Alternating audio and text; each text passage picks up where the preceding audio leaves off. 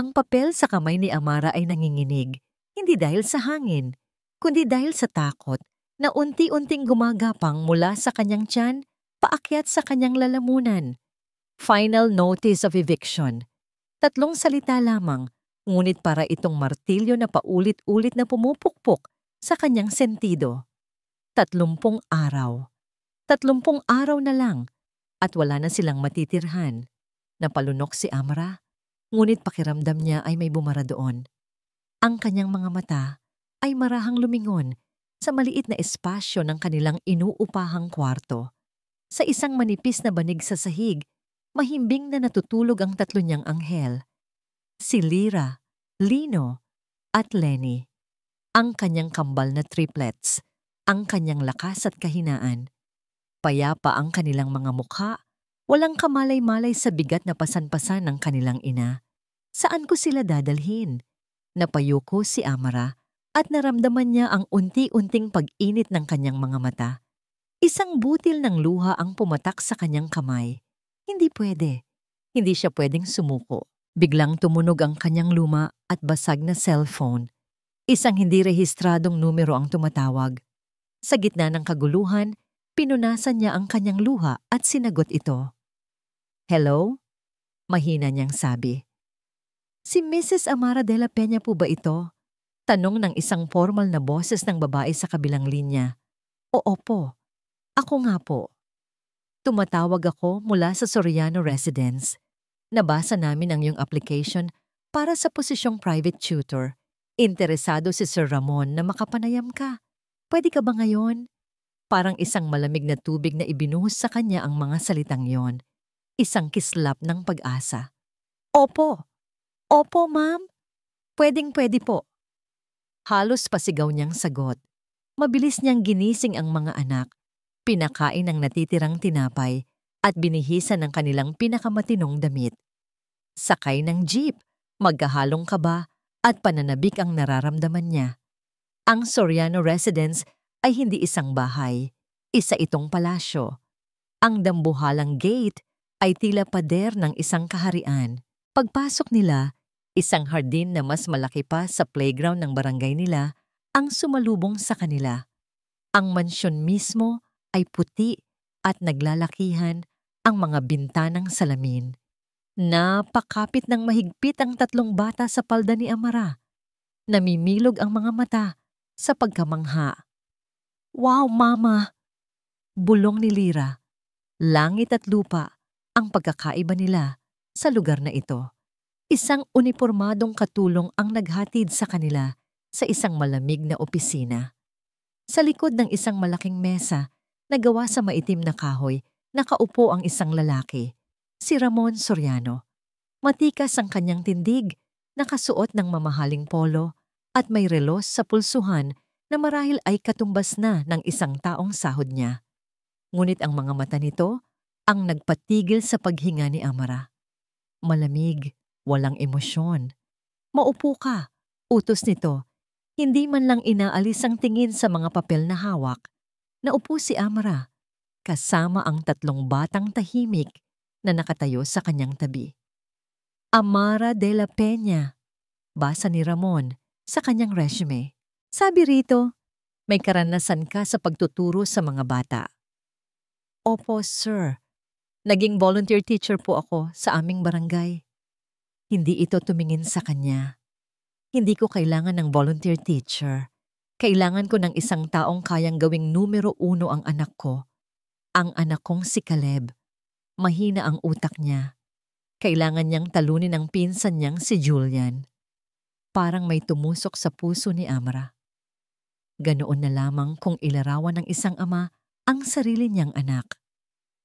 "Gagawin ko po ang lahat ng makakaya ko, sir," sabi na lang niya.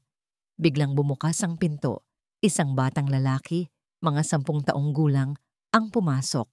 Payat ito, maputla, at nakayuko habang naglalakad. Iyon siguro si Caleb. Nag-angat ito ng tingin. At nakita ni Amara ang mga mata nito. Katulad ng mga mata ng kanyang ama.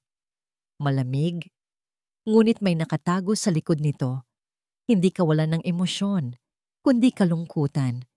Isang napakalalim na kalungkutan. Dumaan lang ang tingin ni Caleb sa kanila. Parang hangin lang silang hindi nakikita. Tumingin si Ramon kay Amara. Ang mga mata ay matalim na parang kutsilyo. Ang trabaho mo ay isa lang. Gawin mo siyang pinakamagaling sa lahat. Kung hindi, malaya kang umalis sa mansyon na ito kahit anong oras. Nagsimula ang unang araw ni Amara sa isang katahimikang nakakabingi. Ang mansyon ng mga Soriano, sa kabila ng laki at dami ng tao sa loob, ay tila walang buhay. Ang mga katulong ay kumikilos ng walang imik, at ang tanging maririnig mo ay ang mahinang ugong ng aircon at ang tiktak ng isang dambuhalang orasan sa pasilyo. Tanghali na nang maganap ang unang bagyo. Nasa hardin si Amara, kasama ang kanyang kambal. Sinusubukang ituro ang alpabeto gamit ang mga bulaklak nang marinig nila ang sigaw mula sa loob.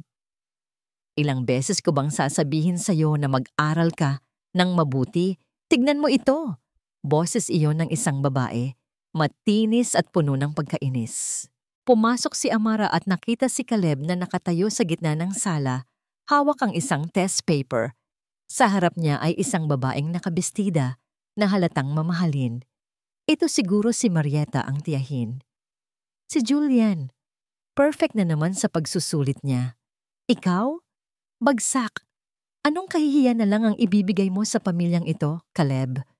Sabi ni Marieta, hindi napapansin si Amara. Marieta, tama na yan. Dumating si Ramon. Ang muka ay kasing itim ng ulap ng bagyo. Kinuha niya ang papel mula sa kamay ni Caleb. 78? Malamig na tanong ni Ramon. Ito lang ang kaya mo? Hindi umimik si Caleb. Nakayuko lang ito. Ang mga maliliit na kamay ay nakakuyom sa kanyang gilid. Hindi ka ba sasagot? Sigaw ni Ramon. Hindi po ako bobo. Halos pabulong na sagot ng bata. Isang mapait na tawa ang kumawala kay Ramon. Kung hindi ka bobo, patunayan mo. Simula ngayon, wala nang paglalaro. Doblehin mo ang oras ng pag-aaral mo. Naiintindihan mo? Opo, Papa. Di umalis si Ramon at Marieta. Iniwan si Caleb na mag-isang nakatayo. Lumapit si Amara. Dahan-dahan. Caleb. Mahina niyang tawag, ngunit tinalikuran lang siya ng bata at mabilis na umakyat sa hagdanan papunta sa kanyang kwarto. Sinubukan siyang habulin ni Lira at Lino. Kuya Caleb, laro tayo. Alok ni Lino. Ayaw ko. Mabilis na sagot ni Caleb at isinara ng malakas ang pinto. Naiwang nakatayo ang tatlong bata, bakas sa muka ang pagkalito. Naramdaman ni Amara ang kirot sa kanyang dibdib. Ang batang iyon ay nalulunod sa kalungkutan. Kinagabihan, habang natutulog na ang lahat, trabaho ni Amara na linisin ang silid-aralan at ang kwarto ni Caleb. Maayos ang kwarto. Masyadong maayos para sa isang bata. Walang mga laruan na nakakalat, maliban sa ilang libro na nakaayos sa estante. Habang nagpupunas siya ng alikabok, isang krayola ang hindi niya sinasadyang natabig at gumulong ito sa ilalim ng kama. Yumuko siya para kunin ito. At doon, sa ilalim ng kama, sa pinakatagong bahagi, may nakita siyang isang itim na sketchbook. Dahan-dahan niya itong kinuha. Nag-alinlangan siya sandali. Ito ay pribadong gamit. Ngunit may nag-udyok sa kanya na buksan ito. At ang kanyang mundo ay tumigil. Ang bawat pahina ay puno ng mga guhit. Mga guhit na buhay. Isang kabalyero na mag-isang nakatayo sa ibabaw ng isang bundok. Isang munting bituin na nagniningning sa gitna ng kadiliman. Isang batang lalaki na nakaupo sa duyan. Ang mga paa ay nakabitin. Walang nagtutulak sa kanya. Buhay na buhay ang mga guhit, ngunit lahat sila ay may bakas ng kalungkutan. Bawat linya, bawat kulay ay sumisigaw sa nararamdaman ng batang gumuhit nito. Hindi siya mahina ang utak, hindi siya bobo. Si Caleb ay isang artist, isang napakagaling na artist. At walang sino man sa pamilya niya ang nakakaalam nito o kung alam man nila, ayaw nilang kilalanin. Dahan-dahang isinara ni Amara ang sketchbook. May namumuong luha sa kanyang mga mata, hindi dahil sa awa, kundi dahil sa paghanga. Binalik niya ito nang maingat sa ilalim ng kama. Kumuha siya ng isang maliit na sticky note mula sa kanyang bulsa, gumuhit ng isang simpleng nakangiting mukha at idinikit ito sa pabalat ng sketchbook. Isang maliit na mensahe, isang mensaheng nagsasabing, "Nakita ko, at maganda ito." Lumabas siya ng kwarto at isinara ang pinto. Ilang sandali pa, bumukas muli ang pinto ng kwarto. Pumasok si Caleb para kumuha ng tubig. Napansin niyang bahagyang nakausli ang dulo ng kanyang sketchbook sa ilalim ng kama. Kinabahan siya. May nakakita ba? Mabilis niya itong hinila. At nakita niya ang dilaw na papel na may drawing ng isang ngiti. Natigilan siya. Hinawakan niya ang sticky note. Ang kanyang mga daliri na bahagyang nanginginig ay marahang sinundan ng hugis ng nakangiting mukha. Pagkatapos, sa isang mabilis na kilos, kinusot niya ito sa kanyang palad, itinago sa kanyang bulsa, at itinulak ang sketchbook pabalik sa pinakamadilim na sulok sa ilalim ng kanyang kama. Ang opisina ni Ramon Soriano, ang kanyang santuaryo. Dito, lahat ay kontrolado. Ang temperatura ng aircon, ang pagkakaayos ng mga papel sa ibabaw ng kanyang mesa, at higit sa lahat, ang mga imaheng gumagalaw sa malaking monitor ng security camera. Nakasandal siya sa kanyang upuan. Ang mga mata ay nakatutok sa screen na nagpapakita ng hardin. Nakikita niya si Amara at ang 3 nitong anak. At sa di kalayuan, sa likod ng isang poste, nakatayo ang anino ng kanyang anak. Si Caleb. Nagsalubong ang kilay ni Ramon. Isang pamilyar na inis ang kumulo sa kanyang dibdib. Hindi pag-aaral ang ginagawa ng babaeng ito. Naglalaro lang sila. Isang alaala ang biglang pumasok sa kanyang isip. 14 na taong gulang siya noon. Ang kanyang mga daliri ay maliksing sumasayaw sa ibabaw ng mga tipaan ng piano, lumilikha ng isang musikang puno ng pangarap. Biglang bumukas ang pinto at pumasok ang kanyang ama, ang patriarka ng mga Soriano. Ang mukha nito ay kasing tigas ng bato. "Ano ang sinabi ko sa iyo tungkol sa pag-aaksaya ng oras?" Malamig na sabi nito. "Ama, ito po ang gusto ko." Hindi siya pinatapos. Sa isang nakakagulat na kilos, ibinuwal ng kanyang ama ang takip ng piano, kasabay ng tunog ng nababasag na kahoy at napipit na mga daliri. Napasigaw si Ramon sa sakit. "Walang lugar ang sining sa pamilyang ito." Sigaw ng kanyang ama. "Ang negosyo ang buhay natin, ang legasya. At kung hindi mo kayang palaguin yun, isa kang kahihiyan." Napapikit si Ramon. Pilit winawaksi ang alaala. Ang sakit sa kanyang mga daliri ay matagal nang nawala. Ngunit ang sakit sa kanyang puso ay naroon pa rin. Iyon ang dahilan. Kailangan niyang hubugin si Caleb para maging matibay, para hindi nito maranasan ang kahihiyang naramdaman niya. Ibinalik niya ang tingin sa monitor. Naglalaro ng shadow puppets, sina Amara sa pader. Isang aso, isang ibon, ang 3 bata, ay malakas na humahalakhak. Napaksada, napakawalang kwenta. Sasabihin na sana niya sa intercom na pabalikin sila sa loob nang mapansin niya si Caleb. Lumabas na ito sa pagkakatago sa likod ng poste. Hindi ito lumalapit, ngunit ang buong atensyon nito ay nasa laro. Sa screen, gumawa si Lyra ng isang nakakatawang hugis ng kuneho na may mahahabang tenga. Nagtawanan ang magkakapatid. At pagkatapos, nangyari ito. Isang bagay na hindi inaasahan ni Ramon. Isang bagay na matagal na niyang hindi nakikita. Sa mukha ni Caleb, dahan-dahang sumilay ang isang ngiti.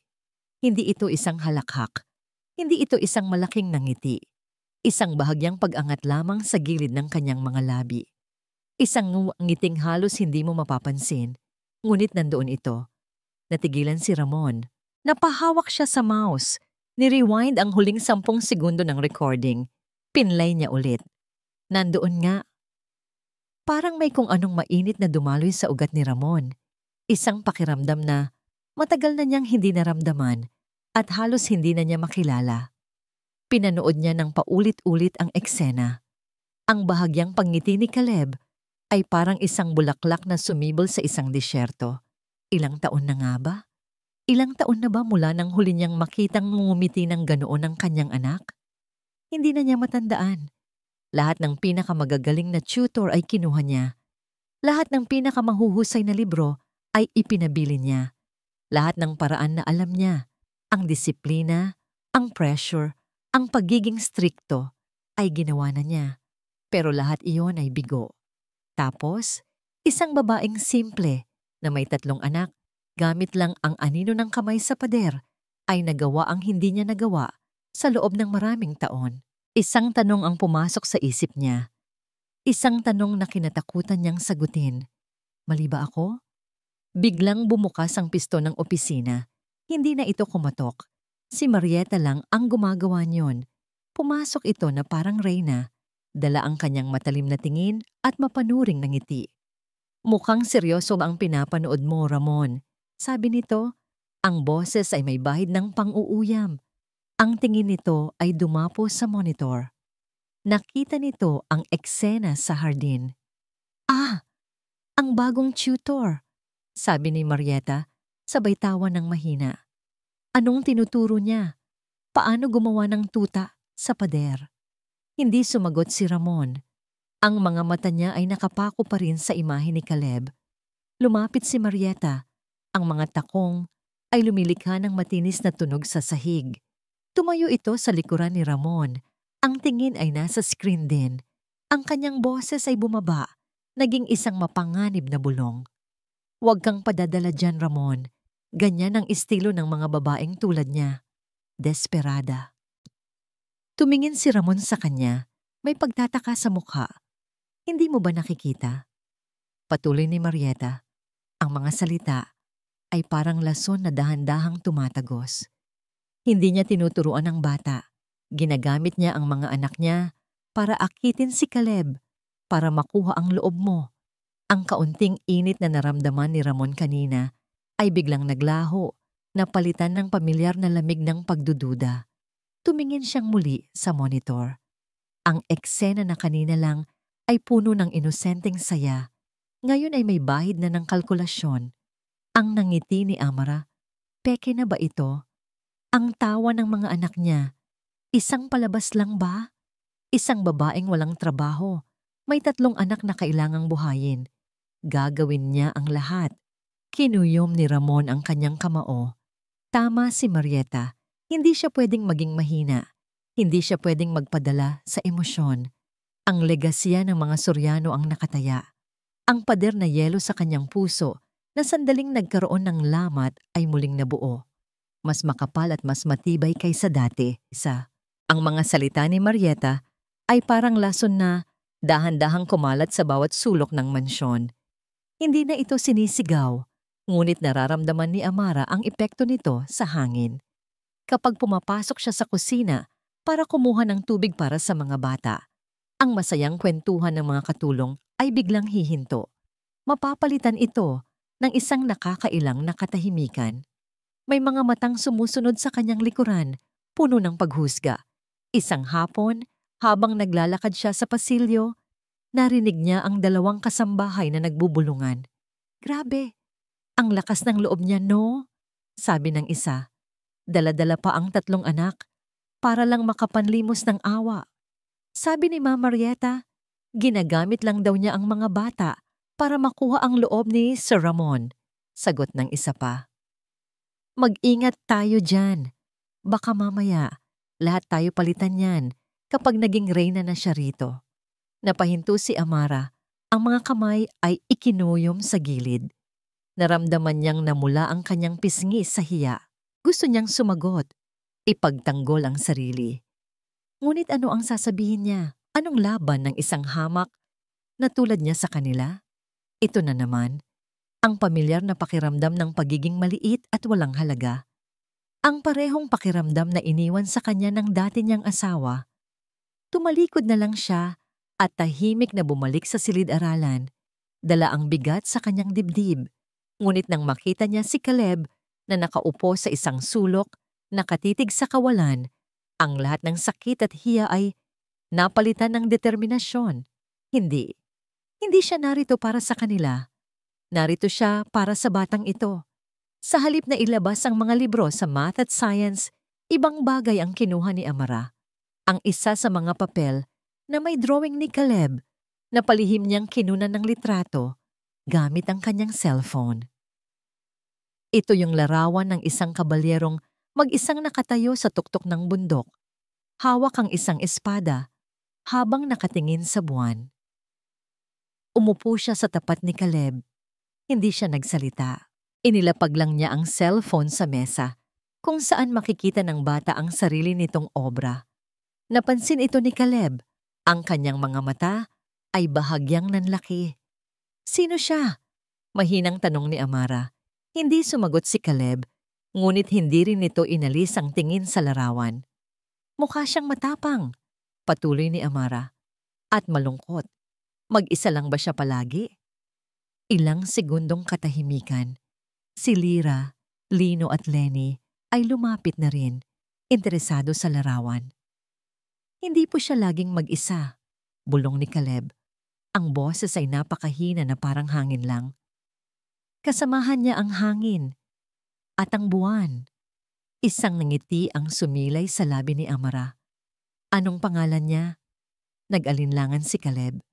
Kael po. At anong pangalan ng kaharian na binabantayan niya? Ang kaharian ng anino. Mas malakas na sagot ni Caleb. Ngayon, may bahagyang kislap na sa kanyang mga mata. Binabantayan niya ito mula sa mga halimaw na kumakain ng mga pangarap. Wow! Sabay-sabay na sabi ng tatlong bata, manghang-mangha. Sa unang pagkakataon, nakita ni Amara si Caleb na hindi lang nagsasalita, kundi nagkwekwento. Ang mga salita ay dumaloy mula sa kanya, naglalarawan ng isang mundong siya lang ang nakakaalam. Isang mundong puno ng mahika, panganib, at isang bayaning uhaw sa pag-unawa. Si Amara at ang tatlong bata ay nakaupo, nakikinig sa bawat salita, ganap na nabighani. Sa labas ng pinto ng silid-aralan, napahinto sa paglalakad si Ramon. Narinig niya ang boses ng kanyang anak. Hindi ito boses ng isang batang pinipilit sumagot sa klase. Ito ay boses na puno ng sigla. Sumilip siya sa maliit na siwang ng pinto. Nakita niya ang eksena. Ang apat na bata na nakapalibot kay Amara, lahat ay nakatutok kay Caleb habang ito ay nagsasalita. Walang libro, walang whiteboard, tanging isang kwento. Isang bahagi niya ang gustong pumasok at itigil ang kalokohang ito. Ngunit may pumigil sa kanya, ang tunog ng boses ng kanyang anak. Habang siya'y nakatayo roon, nag-aalinlangan, isang anino ang tumigil sa kanyang likuran. Ang galing niyang kumuha ng loob, ano? Boses yon ni Marieta, isang bulong na puno ng lason. Isang kwento lang, nakuha na niya ang atensyon ng bata. Huminto ito saglit, tinitiyak na nakikinig si Ramon, pati na rin ng ama. Ang pag-aalinlangan sa puso ni Ramon ay biglang naglaho, napalitan ng isang malamig na galit. Napakuyom ang kanyang kamao. Sa mga sumunod na araw, isang himala, ang unti-unting namumuo sa loob ng mansyon. Ang dating anino na si Caleb ay nagsimulang magkaroon ng liwanag. Hindi na siya laging nakayuko. Paminsan-minsan, sumasagot na siya ng higit sa isang salita. At lahat ng ito ay dahil kay Amara.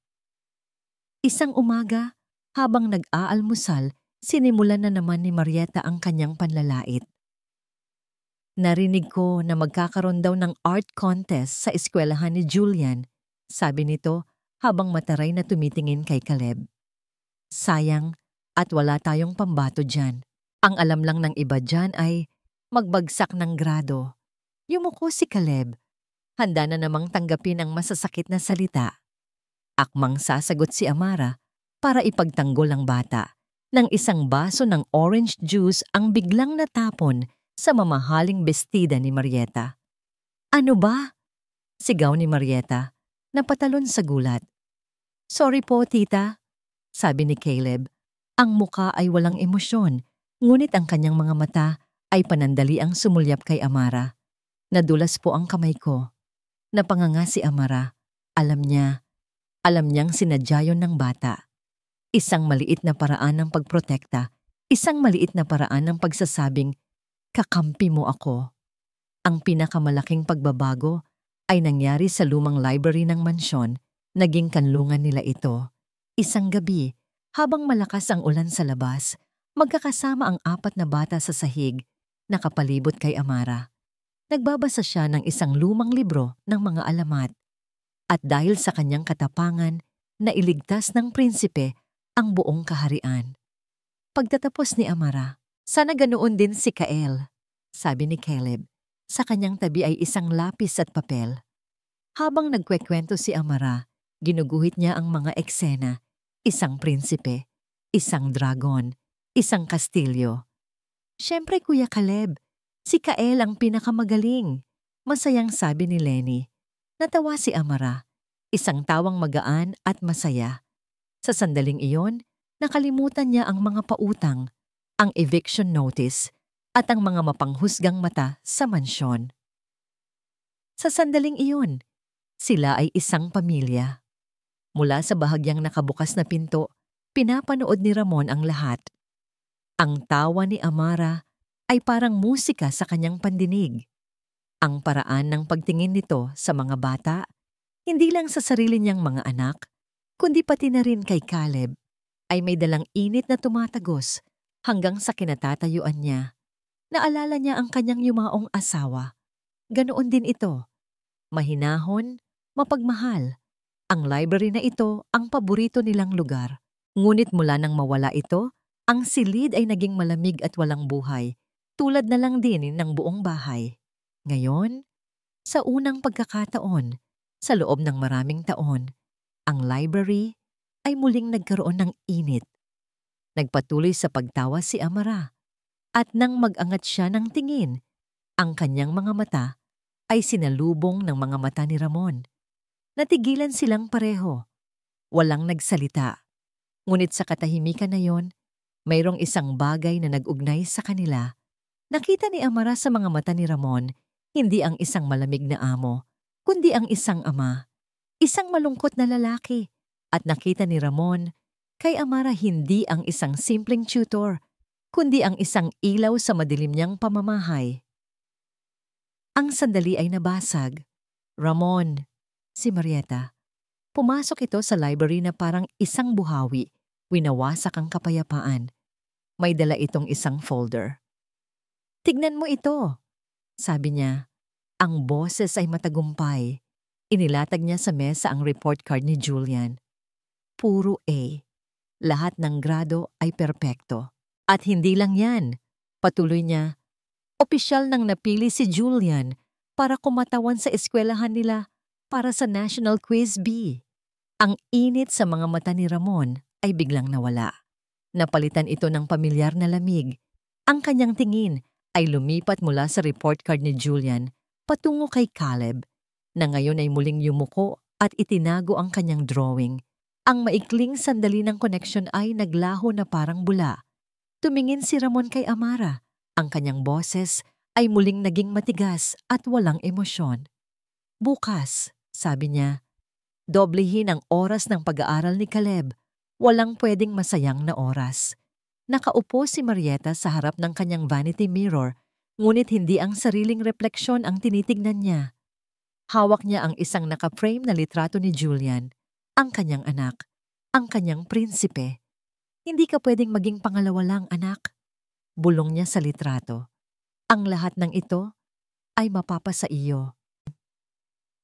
Sa bawat araw na nakikita niyang unti-unting nabubuhay ang loob ni Caleb, lalong lumalakas ang apoy ng galit sa kanyang dibdib. Ang batang iyon, na dapat sana'y isang kahihiyan, ay nagiging isang banta. At ang babaeng iyon, si Amara, ang siyang may gawa ng lahat. Isang desperadang babae na may 3 anak, isang balakid, at ang lahat ng balakid ay kailangang tanggalin. Isang plano ang nabuo sa kanyang isipan. Isang plano na hindi lang magpapalayas kay Amara, kundi sisira rin sa tiwala ni Ramon kay Caleb ng tuluyan. Kinabukasan, ipinatawag niya si Amara sa kanyang silid. Ang kanyang mukha ay nagpapakita ng isang pekeng kabaitan. Ang kanyang ngiti ay kasing tamis ng lason. "Amara Hija," malambing niyang sabi. "Halika, may ipapakita ako sa'yo." Binuksan niya ang kanyang jewelry box. Sa loob, sa ibabaw ng pulang velvet, ay nakapatong ang isang kumikinang na kwintas. Puno ito ng mga diamante at may isang malaking sapiro sa gitna na kasing kulay ng dagat. "Wow, ang ganda po, ma'am," manghang sabi ni Amara. Pamana pa ito ng lola ni Ramon. Kwento ni Marieta. Ayon sa tradisyon ng pamilya, ito ay ipinapasa sa asawa ng tagapagmanang Soriano. Napakahalaga nito. Simbolo ng kapangyarihan at yaman ng pamilya. Sinadya niyang idiin ang mga salitang kapangyarihan at yaman. Nakita niya ang bahagyang paglunok ni Amara. Perpekto. "Sige na, kailangan ko lang maligo. Pakiayos na lang ng mga gamit dito sa kwarto, Hija. At pakidala na rin itong tray ng kape sa baba." Iniwan niya ang jewelry box na nakabukas. Ang kwintas ay parang isang bitag na naghihintay sa kanyang biktima. Lumabas siya ng silid, ngunit hindi siya dumiretso sa banyo. Pumunta siya sa kabilang kwarto kung saan mayroon siyang nakaset up. Ang cellphone niya nakatago sa isang siwang sa pagitan ng mga libro. Ang lente ay nakatutok ng diretso sa kanyang vanity mirror. Live view. Ilang sandali pa, pumasok si Amara sa kwarto para maglinis. Mula sa screen ng kanyang cellphone, pinanood ni Marieta ang bawat kilos nito. Lumapit si Amara sa mesa. Tumigil ito sandali sa harap ng kwintas. Napatingin, humanga. Normal na reaksyon, ngunit para sa kamera, para sa mga matang huhusga, ito ay mukhang pagnanasa. Maingat na kinuha ni Amara ang basahan at pinunasan ang paligid ng jewelry box ni hindi man lang hinawakan ang alahas. Pagkatapos, kinuha niya ang tray at lumabas ng silid. Ngumisi si Marieta. Sakto na yon. Mabilis siyang bumalik sa kanyang kwarto. Kinuha niya ang kwintas, isinilid sa kanyang bulsa at kinuha ang cellphone na nag-record ng lahat. Umupo siya sa kanyang kama at pinanood ang video. Perpekto. Tinanggal niya ang bahagi kung saan maingat na nagpunas si Amara. Ang itinira niya ay ang ilang segundong pagtigil nito, ang paglapit ng kamay, at ang pag-alis nito sa kwarto na may dalang tray. Kung wala ang konteksto, mukha itong pagnanakaw, isang mabilis at kalkuladong kilos. Isinave niya ang edited video. Itinago niya ang kwintas sa ilalim ng kanyang kutsyon. Lahat ay nakahanda na.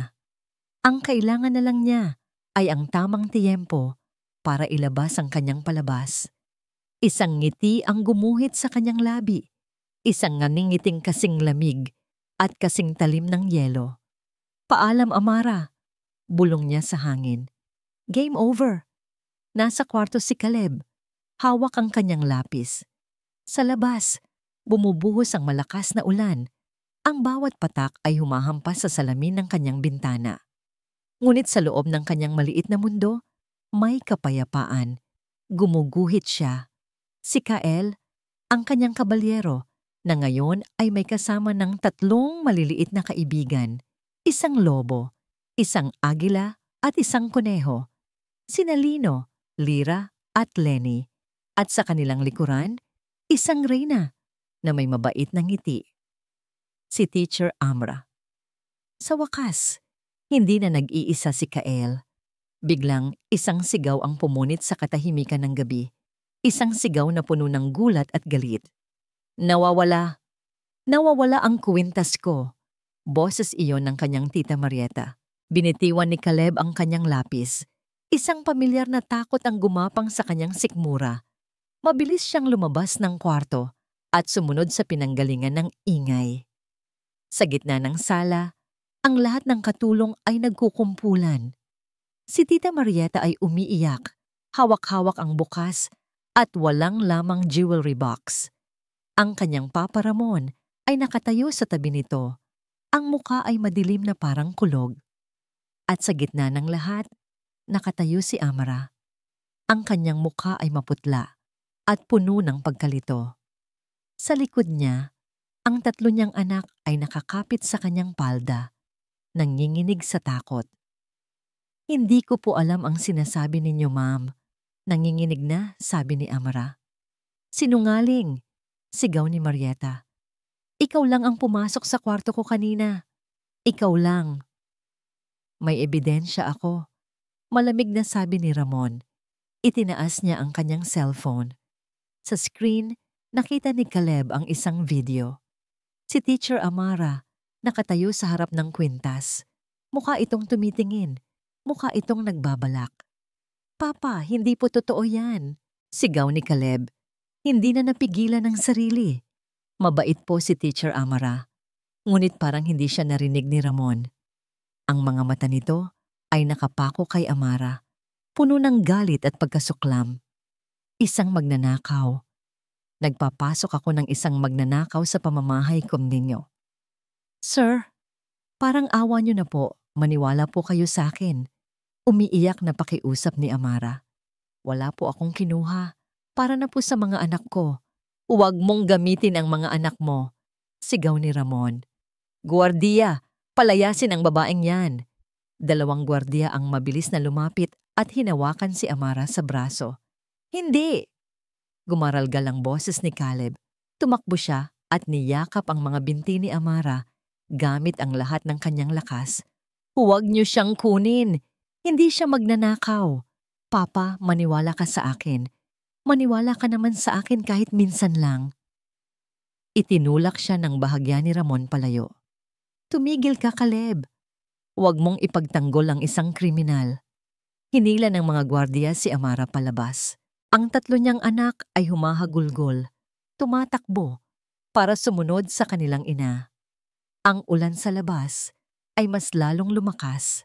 Sa gitna ng kaguluhan, habang siya'y kinakaladkad, lumingon si Amara. Ang kanyang mga mata, na puno ng luha, ay nakahanap sa mga mata ni Caleb.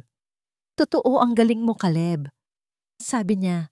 Ang boses ay halos hindi marinig sa lakas ng ulan at mga iyak. Hindi pa lang nila nakikita. Iyon ang huling mga salita na narinig niya mula dito. Isang malakas na kalabog ang sumunod. Ang dambuhalang pinto ng mansyon ay isinara. Nawala na sila. Nakatayo si Caleb sa gitna ng sala, basang-basa sa tilamsik ng ulan mula sa pinto.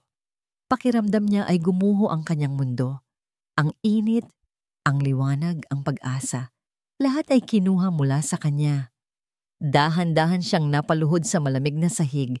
Ang mga luhang kanina pa niya pinipigilan ay bumuhos na naman na parang agos ng ilog.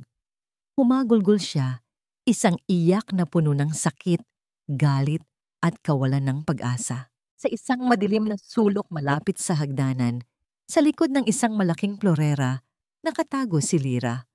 Ang maliit niyang katawan ay nanginginig. Sa kanyang mga kamay, mahigpit niyang hawak ang luma at basag na cellphone ng kanyang ina na kinuha niya kanina para maglaro. Hindi niya sinasadyang napindot ang record button kanina.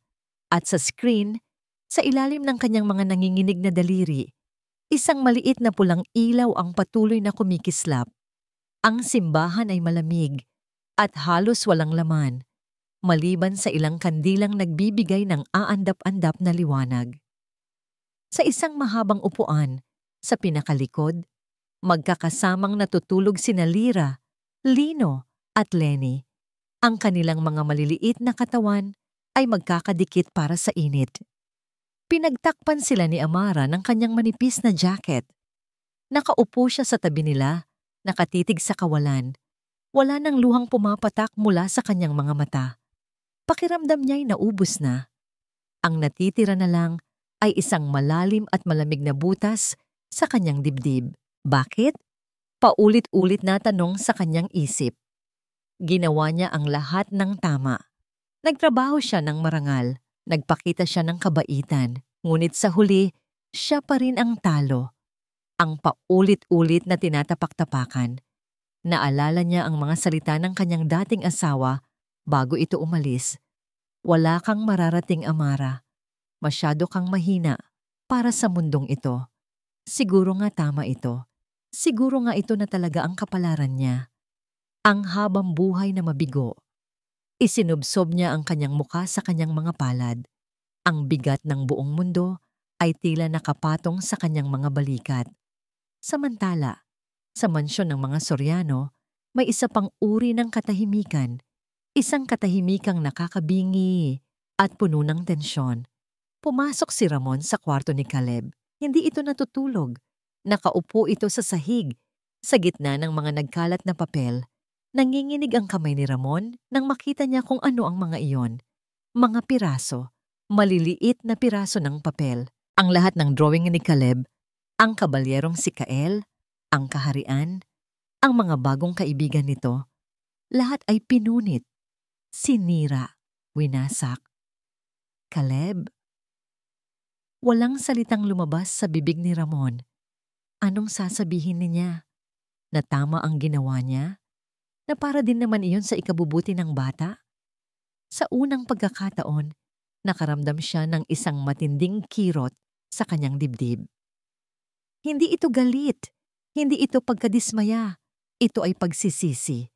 Nakita niya sa mga mata ng kanyang anak ang parehong kawalan na nakita niya sa sarili niyang mga mata noong araw na winasak ng kanyang ama ang kanyang piano. Sinira niya ang sarili niyang anak. Tumalikod si Ramon at tahimik na isinara ang pinto. Iniwan si Caleb sa gitna ng mga guho ng kanyang mundo. Sa simbahan, biglang umubo si Lino. Mahina sa simula, pagkatapos ay naging sunod-sunod. Hinipo ni Amara ang kanyang noo. Mainit. Napakainit. Nilalagnat ang anak niya. Kinapa ni Amara ang kanyang bulsa. Wala. Wala siyang kahit isang piso. Ang sahod na dapat sana'y matatanggap niya ay hindi na naibigay. Ang lahat ng gamit nila, kasama na ang kaunting pera na naipon niya, ay naiwan sa mansyon. Isang bagong uri ng takot ang bumalot sa kanya. Hindi na ito takot para sa sarili niya, kundi takot para sa kanyang anak. Sa kabilang dulo ng upuan, nagising si Lyra sa pag-ubo ng kanyang kapatid. Kinapa niya sa ilalim ng unan ang kanyang nakatuping sweater, ang cellphone ng kanyang ina.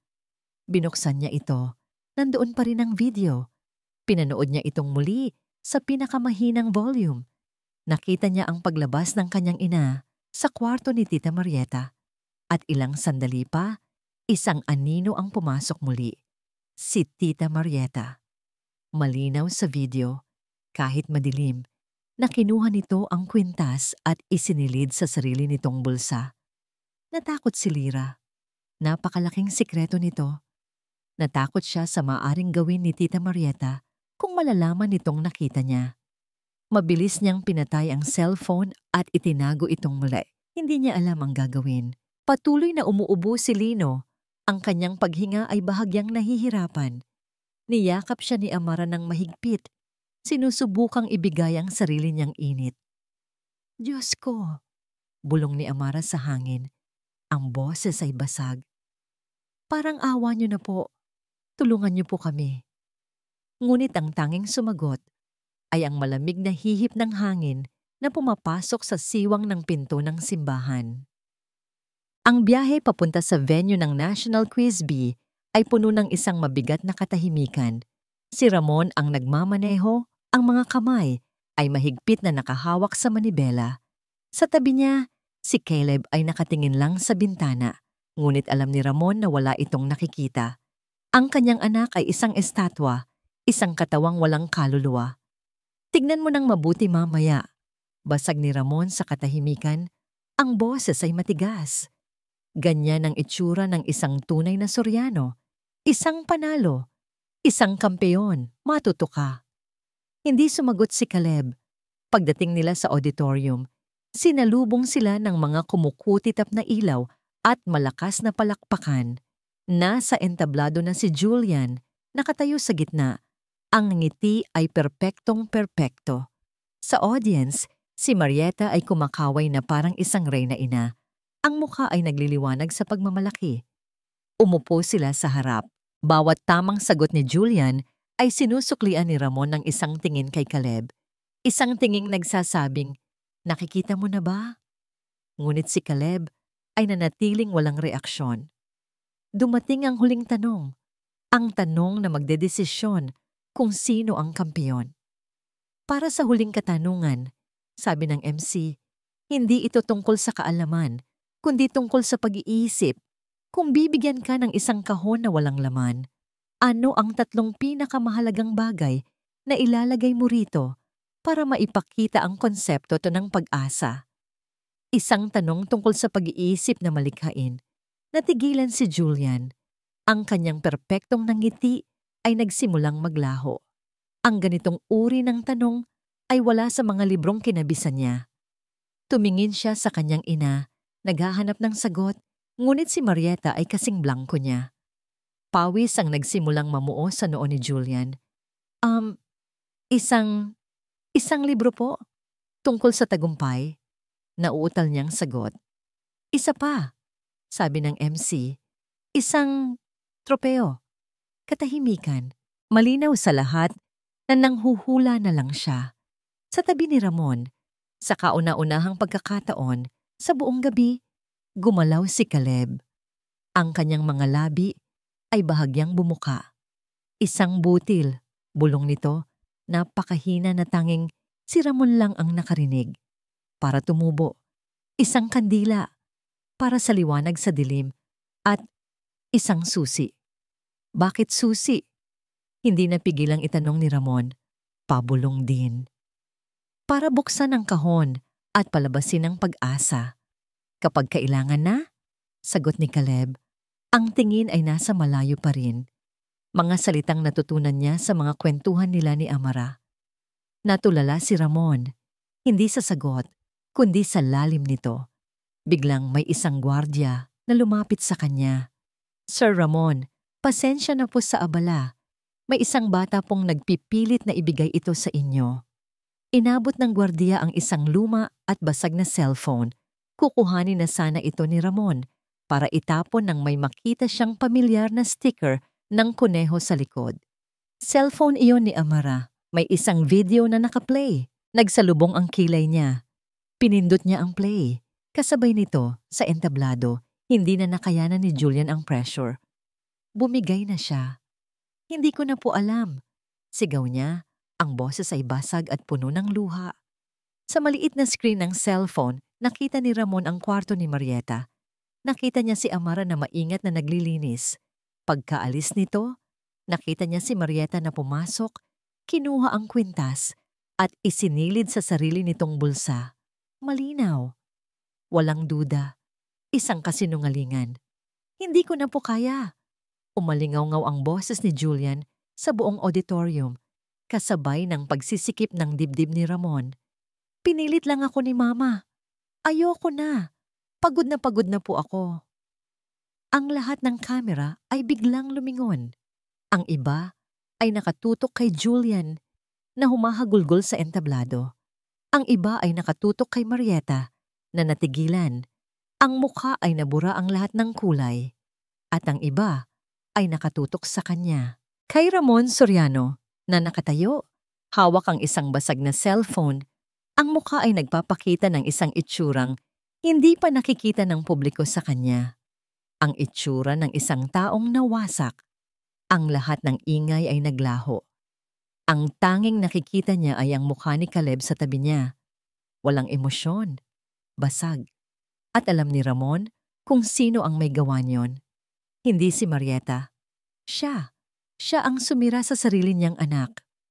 Binitiwan niya ang cellphone. Nabangga niya ang mga upuan. Tinulak niya ang mga taong nakaharang. Wala siyang pakialam. Isang sigaw ang kumawala mula sa kanyang lalamunan. Isang sigaw na puno ng lahat ng kanyang pagsisisi, sakit, at pagkasuklam sa sarili. Amara! Tumakbo siya papalabas ng auditorium, papalabas sa mundo ng mga kasinungalingan na siya mismo ang nagtayo. Tumakbo si Ramon na parang wala ng bukas. Ang bawat hakbang niya ay isang suntok ng pagsisisi sa kanyang dibdib. Ang bawat hininga niya ay isang pakiusap. Sana hindi pa huli ang lahat. Saan? Saan niya hahanapin si Amra? Ang tanging lugar na pumasok sa kanyang isip ay ang simbahan malapit sa kanilang subdivision. Doon nagpupunta ang mga taong wala ng ibang matakbuhan. Tumigil ang kanyang sasakyan sa tapat ng simbahan. Ang malaking pinto nito ay bahagyang nakabukas. Pumasok siya, ang kanyang mamahaling sapatos ay lumilikha ng alingawngaw sa sagradong katahimikan. At doon, sa pinakalikod na upuan, nakita niya ito. Nakaupo si Amara, yakap-yakap si Lino na nababalutan ng kanyang jacket. Sina Lira at Lenny ay nakasandal sa kanya, kapwa mga tulog. Ang liwanag mula sa isang kandila ay nagbibigay anino sa kanyang mukha. Isang mukha na pagod, ngunit hindi sumusuko. Dahan-dahan siyang lumapit. Bawat hakbang ay parang 1 kilometro ang layo. Narinig ni Amara ang kanyang mga yabag at nag-angat ito ng tingin. Walang gulat sa mga mata nito. Tanging isang malalim na pagod. Sir Ramon, sabi nito, ang boses ay mahina at walang emosyon. Hindi siya nakapagsalita. Ang lahat ng salitang inihanda niya sa kanyang isip ay naglaho. Ano ang sasabihin mo sa isang taong winasak mo ang dignidad at sinaktan ng walang dahilan? Isang tunog ng pag-ubo mula kay Lino ang bumasag sa katahimikan. Mabilis na tinawagan ni Ramon ang personal na doktor ng pamilya. Pumunta ka sa simbahan malapit sa village. Ngayon din, emergency. Pagkatapos ng tawag, tumingin siyang muli kay Amara at ginawa niya ang isang bagay na hindi niya kailanman inakalang gagawin niya. Sa buong buhay niya, lumuhod siya. Ang makapangyarihang si Ramon Soriano lumuhod sa maruming sahig ng simbahan sa harap ng isang babaeng tinapakan niya ang pagkatao. Patawarin mo ako, Amara, sabi niya. Ang boses ay basag. Hindi na niya napigilan ang mga luhang bumuhos mula sa kanyang mga mata. Mga luhang hindi para sa sarili, kundi para sa sakit na idinulot niya. Patawad. Patawad sa lahat. Natigilan si Amara. Nakita niya ang isang taong hindi na amo, hindi na hari. Nakita niya ang isang taong wasak. Isang maliit na anino ang lumitaw sa may pinto. Si Caleb. Sinundan pala siya nito. Nakatayo ito roon, pinapanood ang kanyang ama na nakaluhod. Nang makita siya ni Caleb, hindi ito tumakbo sa ama. Tumakbo ito papunta kay Amara. Niyakap niya ito ng mahigpit. Isinubsob ang mukha sa kanyang balikat. Teacher Amara, umiiyak na sabi ng bata. Salamat. Hindi pala ako bobo. Ang mga salitang yon ang tuluyang bumasag sa puso ni Amara. Niyakap niya si Caleb pabalik. Ang sarili niyang mga luha ay nagsimula na ring dumaloy. Ang lahat ng galit at sakit na naramdaman niya ay unti-unting natunaw, napalitan ng isang pakiramdam ng pagpapatawad. Hindi para kay Ramon, kundi para sa batang ito, para sa mga anak niya, at para sa sarili niya. Dumating ang doktor at agad na inasikaso si Lino. Isinakay sila ni Ramon sa kanyang sasakyan pabalik sa mansyon. Walang nagsasalita, ngunit ang katahimikan ngayon ay hindi na mabigat. Ito ay isang katahimikan ng pag-unawa. Makalipas ang ilang buwan, ang hardin ng mansyon ng mga Soriano ay puno na ngayon ng tawanan. Sa gitna ng damuhan, isang malaking canvas ang nakatayo. Si Amara ay nagtuturo hindi lang kay Caleb, kundi pati na rin kina Lira, Lino at Lenny kung paano magpinta. Sa di kalayuan, nakatayo si Ramon. Pinapanood sila. May isang nangiti sa kanyang labi, isang totoong nangiti. Si Marieta ay matagal nang pinaalis sa mansyon at si Julian ay ipinadala sa isang eskwelahan kung saan natututo itong maging isang normal na bata, malayo sa pressure. Ang tingin ni Ramon ay dumapo sa isang bagay na natatakpan ng puting tela sa isang sulok ng hardin. Dahan-dahan siyang lumapit at inalis ang takip. Isang lumang piano, ang kanyang piano. Marahan niyang hinaplos ang mga tipaan nito. Ang mga daliri ay nanginginig ng bahagya. Umupo siya at nagsimulang tumugtog. Isang himig na simple, medyo kinalawang, ngunit puno ng isang damdaming matagal na niyang ikinubli. Puno ng pag-asa. Napalingon si Amara at ang mga bata sa tunog ng musika. Nagtama ang mga mata nila ni Ramon. Sa pagkakataong ito, wala ng pader, wala ng lamig. Tanging isang pangunawa, isang pasasalamat, at isang pangako ng isang bagong simula. Isang pamilyang binuo hindi ng dugo, kundi ng mga pusong natutong magpatawad, maniwala, at magmahal muli.